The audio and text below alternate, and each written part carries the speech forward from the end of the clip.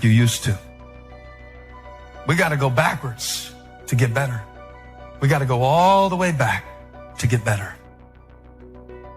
That means I have to be comfortable in some seasons of my life. I have to be comfortable in my life to accept that sometimes loss is the way to gain. I have to be comfortable enough in my life to know that sometimes the most painful moments are the most purposeful moments. I have to be comfortable in my life to stop comparing myself so much with people who are not meant to be the standard anyway. That drive and that attitude of never quit, it's a powerful force, and it does push you over the edge to victory in many cases. But over that attitude, you have to layer something on top of that. It's basically strategic vision and understanding of the battlefield as a whole. So you absolutely need to know when you got to stop beating your head against the wall. You've got to know that. You're doing the best you can, but you put 1 foot forward and 2 steps are made backwards. You're trying, but things don't seem to be quite working out the way you planned. You thought you'd be in a different place at this season in your life.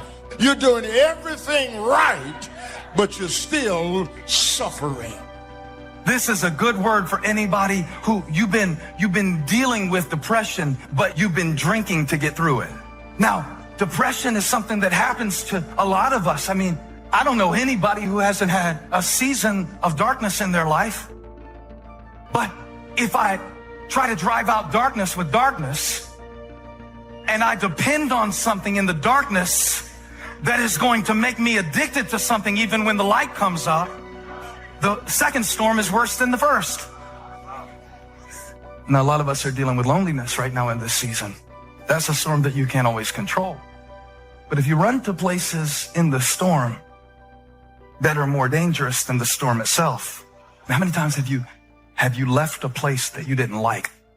And the problem is, you can't change if you never stay. Staying power. Staying power. One text message can change the next 3 years of your life in 80 characters. Out of nowhere. That's the first storm, the one you can't control. And you can't do anything about the current, crossing the current and the stormy conditions. I mean, some storms are just seasonal. Some storms can't be avoided. Don't create a second storm by your decisions. See, you can ask God to protect you in the first storm. God, I don't know what to do. You do. God, I can't do anything about this. You can. But what a lot of us have been doing in this season of uncertainty, we have been creating second storms that are worse than the first. So many of y'all are in mental and spiritual, psychological warfare. So many of y'all are in spiritual chains. You are spiritually behind bars. You are stuck. You are institutionalized. Most of us have 2 eyes, and we still can't clearly see all of the scams, the people's motives. God sends us bold signs and wonders, tells us to change our environment and our surroundings so that we can reach the ultimate level of being blessed. I really think that if you get rid of the trash in your life, that can be people, business, and situations, you too could really, I really believe that you can reach your full potential. I want you to fly. I want you and your career and your financial blessings to bypass me. Sometimes in order to get to better, you have to go backwards. Sometimes in order to get to better, you have to go through bad. And I'm preaching this for somebody today who has been feeling like things have been going backwards for you. The thing about it is, when God shows you a new grip called grace, for a little while in your life is harder for you because you're used to controlling things. Have you ever noticed if you get something new, even if it's better at first, it gets on your nerves because you don't know how to use it? And the temptation for us is, watch this, God will do a new thing in our life and He'll be teaching us to forgive, and He'll be teaching us to get over offenses. And he'll be teaching us to trust him. And he'll be teaching us not to live by our feelings. But then we look at what he fixed on our grip and we see our shot going so far over the fence. And I wonder if I would actually be better off doing it the old way than the new way. So I go back instead of moving forward into better. When what you were guiding by goes away and every day just looks the same and feels the same, now I get the feeling like this is endless. Now I get the feeling like maybe these chains are never going to break. This storm is never going to cease. What you go through doesn't determine where you end up. What you go through doesn't determine where you end up. Who you listen to determines where you end up. Because I think right now you are walking through a valley between two voices. One is wisdom, one is worry. One is gratitude, one is grumbling. One is blame, one is faith. Wait a minute. The opposite of faith is doubt. No. Doubt doesn't keep you from having faith. Doubt gives you something to have faith for. But blame will block faith every time. Blame will always block faith. A subject that altered my life forever. It was just unbelievable. I hadn't known my mentor, Mr. Schoaf, very long until one day he said, Mr. Rohn, let me see your current list of goals. He said, I've had a lot of experience and I've been out here for a while. And he said, let's go over them and maybe I can really give you some good ideas. And I said, I don't have a list. He said, well, if you don't have a list of your goals, he said, I can guess your bank balance within a few $100s, which he did. That got my attention. I said, you mean my bank balance would be a lot bigger if I learned how to set goals? He said, drastically bigger. That got my attention, so I finally said, hey, I want to learn how to set goals. It is a fantastic skill to develop, how to design your own future. So make the note, life best lived is life by design, not by accident. Not just, walking through the day, careening from wall to wall and managing to survive. That's okay. But if you can start giving your life dimensions and design and color and objectives and purpose, the results can be absolutely staggering. Key phrase, here's a chance now to use your imagination. Because the imagination builds cities, imagination conquers disease, imagination develops a career, imagination sets up a relationship. Imagination is where all tangible values and intangible values begin in the imagination. So what you've got to learn to do is use this powerful resource. Now, sometimes all by ourselves, it's a little difficult sort of to get it going. That's why a little workshop like we're going to do today is sometimes very helpful. When someone does a little coaching and says, how about this niche? I never thought about that. That ought to be easy to do. And the first thing you know, you're going. And that's why that is so important. But now, tapping this resource of the imagination and thinking about your future, thinking about tomorrow, as early as tomorrow or the rest of the day, and thinking on out the rest of the year, on into the next century, on into the early years of the next century. A workshop like we're about to do helps call your attention to that so you can use your imagination to start prospecting for the future, what could be possible for you. We're affected by our dreams, our vision of the future. If you take a seed and throw it on the concrete and walk off, the sun just burn it up. Yeah. Got to have dirt put on top of it. In my mind, it doesn't make sense that to grow something, you should dig a hole, put it down in there, and cover it with dirt. Logically, that don't make no sense to me. But oh, though, see, dirt is necessary for growth and development. Dirt builds character. Dirt gives you the push-through factor. Dirt makes you come with it when you don't feel like coming with it no more. All of y'all that had dirt throwed on you. And dirt ain't always what you want. It's somebody talking about you down on your job. It's somebody accusing you of something that you didn't do. It's somebody telling you you ain't gonna make it. That everybody get dirt put on them. But see, when you're getting put under that stress, please know God is always he's working, so I smile, because I know he back there. See, that dirt builds character in you. When they talking about you, it teaches you to withstand it.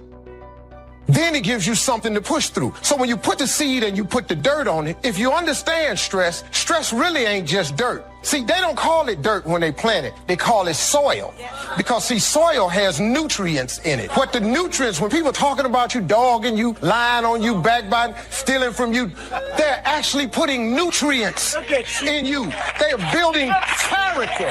You got character now. And now, the dirt is necessary so you can prove yourself. Everything you see above ground that blossoms and plants and grows and that's beautiful, it was underground one time. You want to make sure that the greatest pull on your life is the pull of the future. Some people live in the past and let their life be continually pulled and influenced by the past. And yes, we must remember the past and review the past to make it useful to invest in the future. But here's the key. Make sure that the greatest pull on your life is the pull of the future. Now, if you're skimpy on your dreams, if you're skimpy on your objectives and your purposes, if that isn't very well planned, then it doesn't pull very hard. Then you have more of a tendency to be pulled by the past, or to be pulled apart by events or circumstances, or to be pulled apart by distractions. So in order to save yourself from being pulled apart by distractions or pulled back to the past, you want to now start really designing the future so that the greatest part of your attention and focus and pull, like a magnet, pulls you forward into the future to accomplish your goals. But if you're weak in learning to set goals, if you haven't really worked on this we're going to work on, then that is a solution you need to consider. Goals are like a magnet. They pull. The stronger they are and the more purposeful they are, the bigger they are, the more unique they are, the stronger they pull. If you have excellent goals and high dreams, here's what they also do. They pull you through all kinds of down days, down seasons. They pull you through a winter of discontent. They pull you through distraction on every side that says, look here, look here, look here. Strong, powerful dreams like a magnet pull you through that. Strong dreams and goals pull you through a disaster. Some people get swallowed by the disaster because they have nothing on the other side of the disaster to pull them through. A bad day can almost overwhelm you if you don't have something really purposeful to go for at the other side of that day.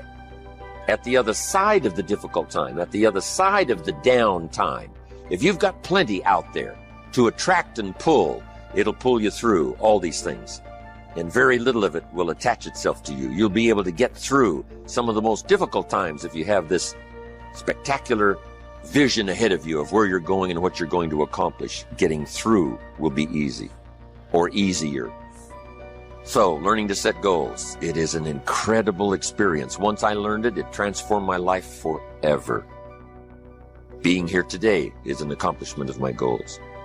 When I travel around the world and sit on an airplane, I say, I dreamed about this one day. I used to go to the airport and watch the planes fly away, and I said, one of these days, I'll be on one of those planes. I dreamed about it. I dreamed about the other side of the world. I'd never been to Italy, but I dreamed about it. I'd never been to South Africa, but I dreamed about it. Sure enough, step by step and country by country and flight by flight, I started checking them off my list. It was the most exhilarating feeling. Powerful to set those goals, reach out there into the future, design something to the best of your ability, refine it as you go, tear it up periodically if you want to, set a whole new list. It's your life, it's your future. But now I would like to do it in a very simple, easy manner that you can follow, so that you can use it for the future to pass on to your children, or if you got a little group that you train and teach, or your management and salespeople, you can use this with others. So what I'm going to go through with you here is sort of a model. Sort of, if I rush you just a little bit on getting through this model, at least I will leave you with the model that you can use later. And not only use later, but use later to pass on to someone else in some manner. So, having laid this background now, here's what I want you to do. Get a fresh piece of paper. And this is called now the workshop. And on this workshop now, I want you to write down the question and then do the exercise. First question, list what 5 things have you accomplished that you're already proud of? What 5 things have you already accomplished that you're proud of? Now, primarily what this is for is to, give you credit for what you've already accomplished. Shelf said to me, Mr. Rohn, you've already been setting goals. You've already gone for something and you've achieved it. But you've probably done it haphazardly. You haven't done it with a real plan in mind. And you've accomplished some things. Now, if you start deliberately doing it, can you imagine how you can multiply the effect by 5, by 10, by 20, by 100? I finally got the message. So first of all, he wanted to make sure I got credit for the things that I had already accomplished, especially in my own mind. Whether it's an accomplishment to someone else doesn't matter now, just so you recognize it for yourself. Now that you've done that little workshop, here's the second question. This is going to take some time now. What do you want in the next 10 years? What do you want in the next 10 years? Now, under this, what do you want in the next 10 years? That is the question. I want you to make a list of at least 50 items. Now, here's what I want you to do. I want you to just write as fast as you can. Don't give any much detailed thought to it, of what you want in the next 10 years. And just let your mind run free. Now, also remember this. This is not what you think you can get. This is what you want. If it all fell into place and you could have everything you wanted in the next 10 years, what would you take? If somebody promised you can have anything you want in the next 10 years, what do you want? I want you to approach it that way, because it's not important to think, what do I think I can get? I want you to now think about what you want in the next 10 years. And put them one under the other, not side by side, but one under the other, because we're going to do something with this list when you finish. You don't have to just be shortchanged on this list. I mean, this list can go on and on and on. If you're working this workshop and you've got plenty of time, you just, give it plenty of time till everybody's pretty thoroughly, ready now with this list. But now here's what I want you to do with this list. I want you to go through the list now, one item at a time, write down the list, and I want you to give each item a 1, a 3, a 5, or a 10 by saying, that's about a 1-year goal, that's about a 3, that's about a 5, that's about a 10. I want you to look at each item, write down the list, and give it a 1, 3, 5, or 10. Now, here's what I want you to do with this list. I want you to look at each item that you've numbered number 1, and I want you to pick out the 4 most important and identify them some way. Either make a new list of the 4 most important 1-year goals, or circle them, or put a star or something beside it. What are your 4 most important 1-year goals? Now that you picked the 4 most important 1-year goals, here's the next question. Why? Why are those 4 goals important to you? What are they going to do for you? What will they accomplish? Why did you pick those? Why? Why are those goals important? Just 3 or 4 sentences. If we don't have time to complete it, you can complete it later. If you have plenty of time doing this workshop, you just take the time. Why are those 4 goals important to you? Okay, put a little star there now. Those little stars mean finish later. Okay, because you can continue on with this, long after this workshop is finished, and then use it as a model to teach. Remember, study, practice, teach. Now, make these notes. Next, when the why gets stronger, the how gets easier. When the why gets stronger, the how gets easier. When people don't have strong, powerful goals, the how is almost impossible. The how is too difficult. How to do it seems like, how can I ever accomplish this? The how starts getting easier and easier when the why gets bigger and bigger and stronger. Now make this note. Purpose is stronger than object. Purpose is stronger than object. Object can be powerful, object can be strong, but purpose is stronger than object. One of your objectives might have been $1 million home to live in. Here's the big question. What for? And it's the what for that pulls stronger than the $1 million home. A home is a home is a home. What for? What are you going to do with this place? Well, now we start with the details. And I want you to add this note. It works in communication, it works here too. The drama is in the details. The drama is in the detail. Someone says, I've lost 40 pounds in the last 3 months. We say, is that it? Those are the numbers, but what's the detail? How did you feel before? Well, let me tell you what. Now they start the drama by giving us the details. How do you feel now? Wow, what a difference, 40 pounds later. And this person starts to describe what it's like now versus what it was like before. The drama is in the details. This is what you've got to do. $1 million home? What for? So everybody can see it from the street? That's okay, but there's got to be some more reasons. What do you want to do with this home? Then you start saying, hey, it's going to be the center of activity.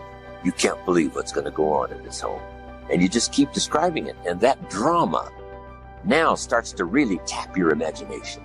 And imagination is the beginning of reality.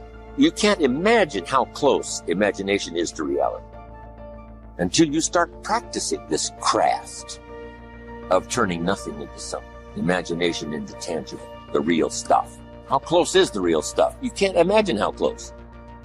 If you start tapping into this resource of your imagination so that your purpose becomes much stronger than the object. The object is powerful and it'll pull, but the purpose is unbelievable. We must all pay the price, but the price gets easy if the prize gets large. The price gets easy if the prize gets sufficient. It's like disciplines. What a small price to pay for good health. What an easy thing to do, an apple a day. I mean, a few things gives you such an incredible return that the price almost disappears. Promise is stronger than object. You got that? The bigger and the more powerful the why, the how gets easier and easier and easier. Figure out what happened in the old relationship, because you said I gave my very best and it went wrong, and so I have lost confidence in my best. Because you left me with the notion that maybe my best isn't good enough. So I'm not sure that anybody will ever see my best again.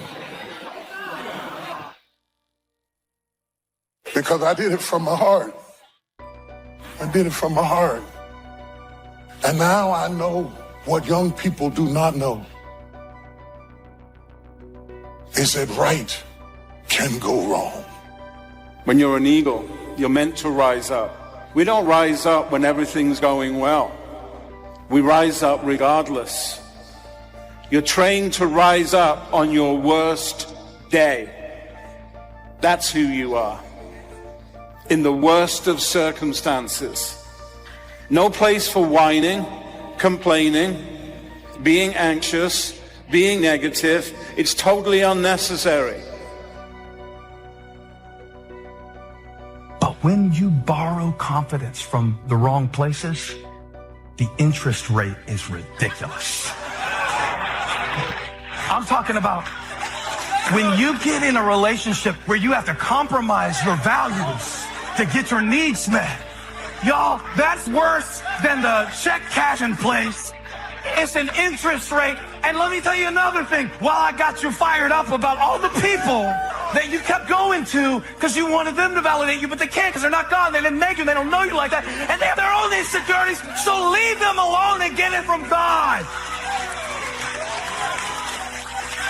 You keep trying to borrow confidence from people who have insufficient funds. They can't do it. They can't. As a man, if my father was married to my mother for 30 years, I'll find myself looking for someone that reminds me of my mother, because that would be my point of reference. I will find myself trying to do all the things that I witnessed my father do as a husband. That's my point of reference. If my father is successful, he's an entrepreneur, he's constantly grinding, starting up new companies, negotiating, and I see him inspired and motivated all the time about life and career and trying to educate himself and further his way up the success ladder. That will become my blueprint and my point of reference for success. And I'll find myself wanting nothing more than to be a duplicate of my father, because that is my successful point of reference. Have you become a duplicate of your mother? Have you become a duplicate of your father? Have you became a duplicate of your parents, of your environment? See, I believe that we were all born individuals. God made me an individual. My head is not connected to anybody else. I am my own man. God made me individually me, so I can do and be and become anything I want to become. What is your point of reference? The invisible is often more real than the visible. That sometimes the stuff that we collect, that we say is real, is less real than the stuff that we neglect because we can't see it. I'm talking about your state of mind. I'm talking about your relationships with others. I'm talking about the way that you process disappointment, those things, the way that you treat people who can't do anything for you, those things. You have this visible kingdom world, but there is an invisible kingdom within you that is more important than the kingdom around you. Set your life on fire and seek those who fan your flames. Don't be hanging with no jank-ass jokers that don't help you shine. The prerequisite for spending time with any person is that they nourish and inspire you. They feed your flame. There's been very few times in my life that I looked left or looked right and didn't find a person who believed and supported me. There's always been a person beside me fanning my flames. Look at your last 5 text messages. Are those people feeding your flames or dousing your fire? The people that you spend time with are going to make or break your dreams. Everybody don't deserve to be around you. Look to the people around you. Are those people throwing logs on your fire or are they pissing on it? You got to defend your light with your life. If you can't detach from yourself, then you can't see yourself. And so how do you detach from yourself? How do you learn to do that? And a good drill for this is try to imagine the way other people see you and what other people are thinking of you. One place where this happens, and it definitely happened to me, is when I started getting put in charge of things, I started thinking about other people's perspectives. If you're in charge, then what kind of representation are they receiving? And if you work for someone else, it's the same questions. What does the boss see me do? What kind of representation am I making of myself to my boss? So the question becomes, how well do you represent yourself? What shortfalls do you have? Now, when you first start looking, it's like you're looking at an overgrown lawn. There are some big, obvious problems, so you do a broad, just kind of general cut of the grass. You fix some of the big, easy problems. And once you've done that, you've gotten rid of some of those big, obvious problems, you notice some more detailed problems. So you start trying to fix them. Opposites in conflict. That seems to be the setup for a human adventure. One contesting against the other, vying for the territory. Would there be light without darkness? We probably wouldn't call it light. What gives us the value of one is the contrast of the other. But darkness is always trying to move in and take all the territory. But if you turn on the light, its energy starts to repel darkness. Darkness begins to move away. And the brighter the light, the further away the darkness must move. If you walk into a dark room and turn on the light, the darkness is what? Gone. But here's the point to remember, not very far. The darkness seems to be, yes, it's gone, but it's waiting for its chance. That if light loses its energy, darkness has a chance not to move back in. The better realistic illustrations, and that's health and illness at odds in your body. Illness trying its best to drive health into a small corner and occupy the territory. And health trying what? To push illness into a small corner. There's this contest going on. Who's going to occupy the territory? If one stays strong, the other's diminished. If the other gains in power, then the other is diminished. So what you must learn to do is cooperate with the positive side of everything in your body and your life. Sometimes we sabotage our own best interest. The body needs a banana, you send it a Coca-Cola. And the body says, what is the deal here? I'm health trying to drive illness into a small corner. I ordered a banana, you send me a Coca-Cola. So the body could rightfully say what? Whose side are you on? Give us a break here. We need every tool we can get to keep illness at bay. Because if we get weak, I'm telling you, it moves in, takes the territory. So we're in the middle of this contest, and here's what it's called, opposites in conflict. Here's one of the bigger conflicts, liberty and tyranny. Liberty is the absence of tyranny. But even though tyranny is conquered, it's not very far away. The same goes on in your bloodstream. Red corpuscles to nourish like a mother and give life. White corpuscles to fight and kill like a father. White corpuscles say, just show me some infection, I'll kill it. If I don't kill it, what? It killed you. Somebody's gonna get killed in this contest, right? Good, evil, liberty, tyranny, right? Health, illness, winning and losing. There's the struggle going on.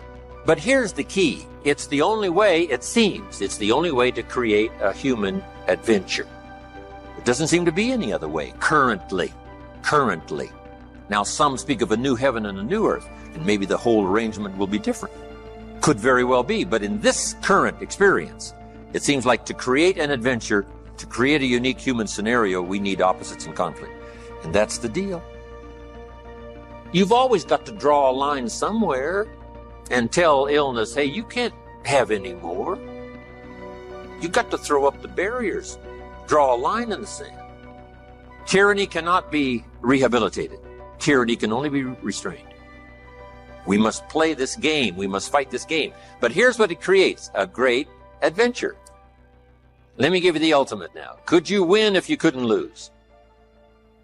And the answer is no, it doesn't seem like it. You couldn't call it winning. You can't win if you couldn't lose. So that's the deal now. Negative, positive. Would there be negative, positive without negative? No, it doesn't seem like it. It seems like this is the current setup, for the foreseeable future. It looks like it's been that way as long as we can remember and as long as the history tells us. So here's what you want to do if you want the adventure. You must learn to play this game, to work with all the positive forces to defeat the negative forces as early and as soon and as much as possible, to contain the ravages of disease that want to take you early. You got to fight back. You can't just leave it. Somebody says, well, I got my fingers crossed. Not a good philosophy. Jump on the positive side of whatever you want and see if you can't help out in this warfare and this push-shove match. That's the key. Don't neglect a new life if you've started a new life. What if you said to a brand new mother, where is your baby? She says, I have no idea. You would say, no, that isn't right. If you start a new life, you must care for it. You must protect it. You must give it life, give it nourishment. Now here's the other part. You must protect it. That's why the old wise man said, we must learn to love and hate. So underline that. You must learn to love and hate. And the illustration he used was, you must learn to love good and hate evil. To deal with the weeds in your garden, you got to hate weeds. You got to hate them enough to what? Kill them.